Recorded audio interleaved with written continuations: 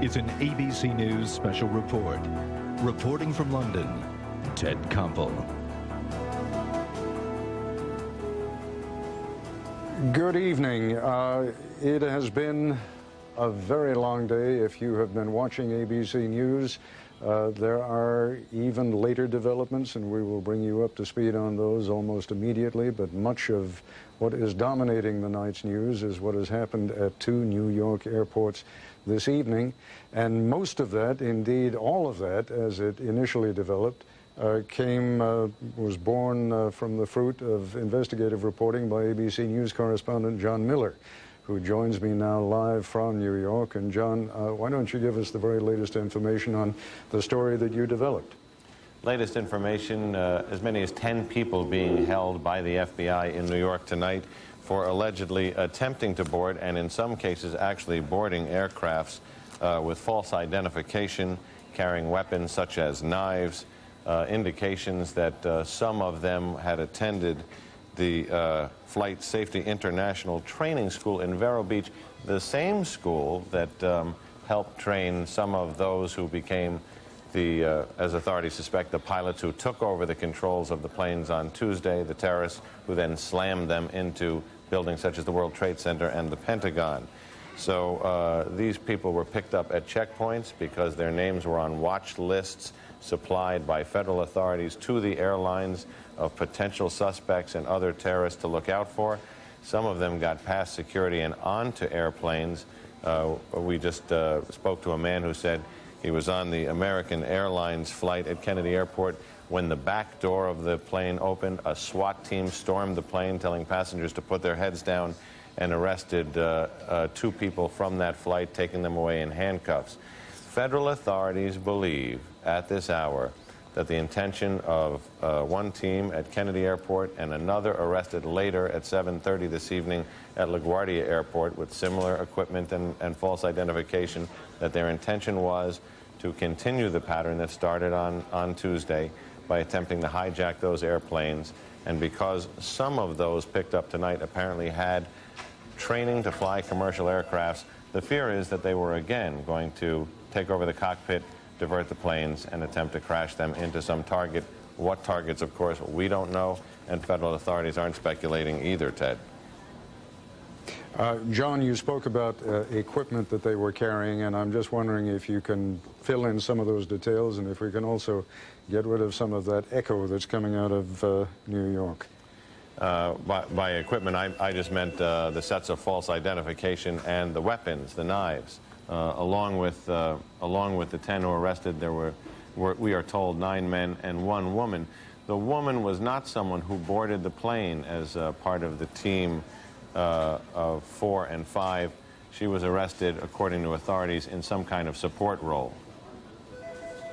Do you have any idea why it was that they were permitted on the plane in the first place? I mean, you've done some extraordinary reporting, and I can't imagine how you would know the answer to that, but who knows, maybe you do.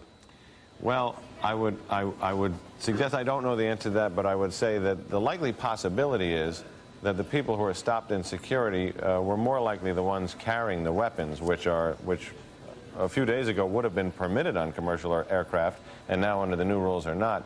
The people who made it onto the plane are more likely the ones who were not carrying the weapons, who were just part of the team. All right, John, I'll be coming back to you in just a few minutes in this broadcast, but I want to go now to ABC News correspondent Terry Moran, who has been tracking this story from the White House as he has been covering the White House all. Terry, I gather that the administration has been reluctant to give any information on this story, but what can you tell us at this late hour? That is putting it mildly, Ted. The White House in particular is being very, very careful with this story.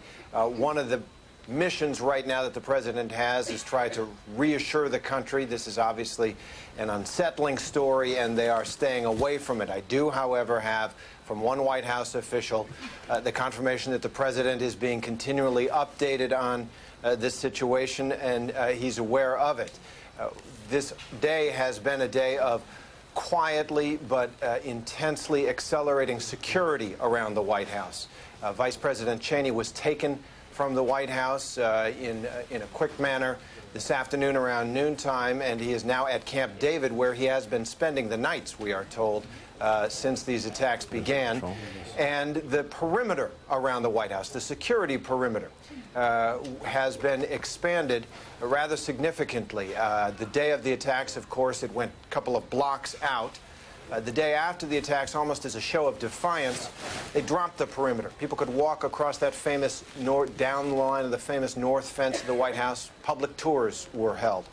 Now they have pushed back the perimeter once again, and there have been, since about noontime, police helicopters in the skies above the White House. Tonight, from time to time, actually scanning the streets below, sweeping the streets below with searchlights. It's an indicator of how much things have changed just over the last few days, because, as you know, Terry, there has been a lot of pressure growing in Washington these last few months, saying, why do we need all those barriers? Why don't we open up Pennsylvania Avenue again? Quite clearly, that's not going to be happening in the near future. But let me ask you, just to give me one more quick word, is the White House refusing to confirm or deny the story? Is the administration refusing to confirm or deny the story of those arrests that were made at JFK and LaGuardia? Or are you at least getting some off-the-record guidance? Well, we are getting guidance, being told that the president is being continually updated and is aware of the situation. Most officials I reached, frankly, were not aware of it. They had not heard it until I told it to them.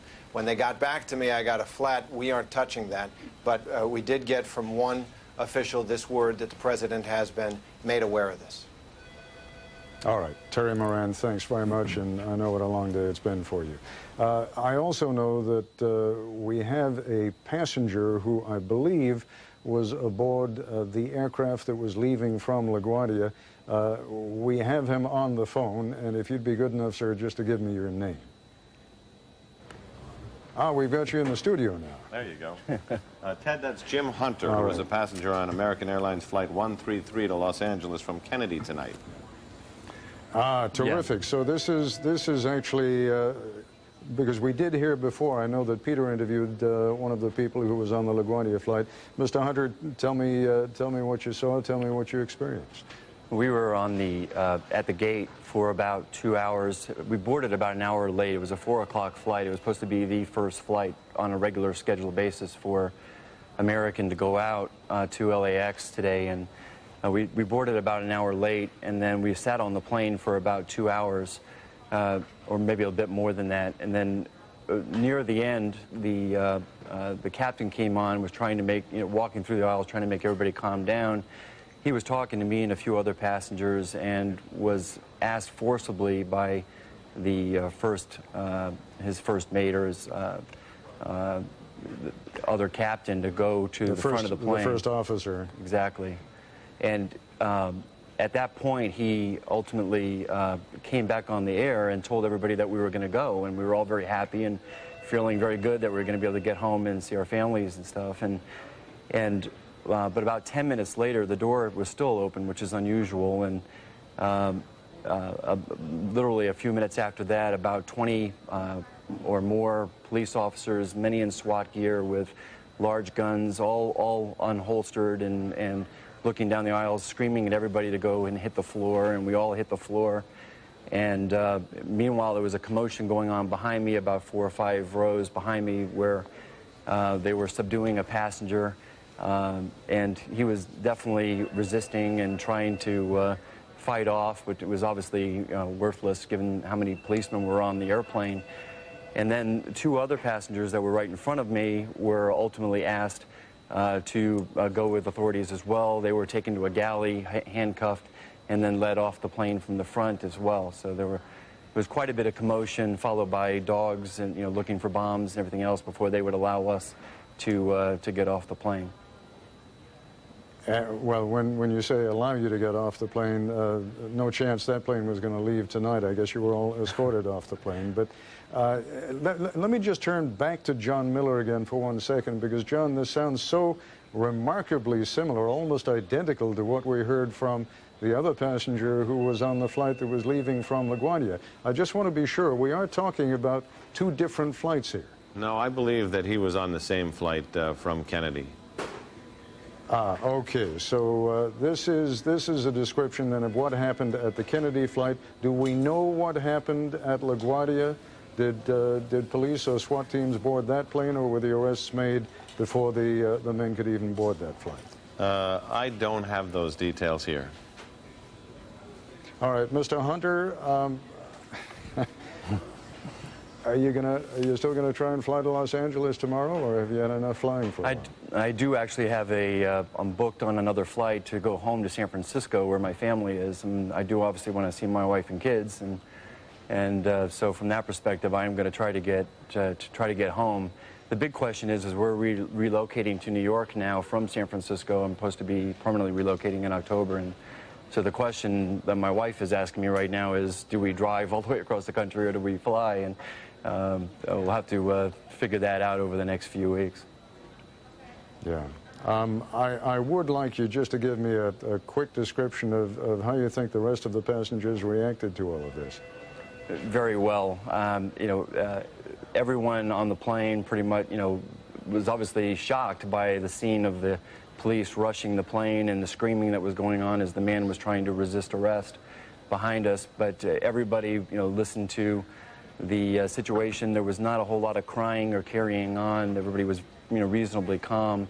The woman that was sitting next to me had gone on the floor in pretty much a fetal position, and she was trying to stay as low. We were all getting as low to the ground as we could, just in case any shots were fired. And, it was somewhat unnerving, and we were shaking quite a bit, but the captain and the other, flight attendants came on board, that were on board, were very calming after the incident, and we were playing with the bomb dogs and things like that when the dogs were coming on board, and just trying to calm down. Well, mercifully, this seems to have ended about as well as it could have, and I'm very happy for you and the other passengers, and thank you so much for coming in.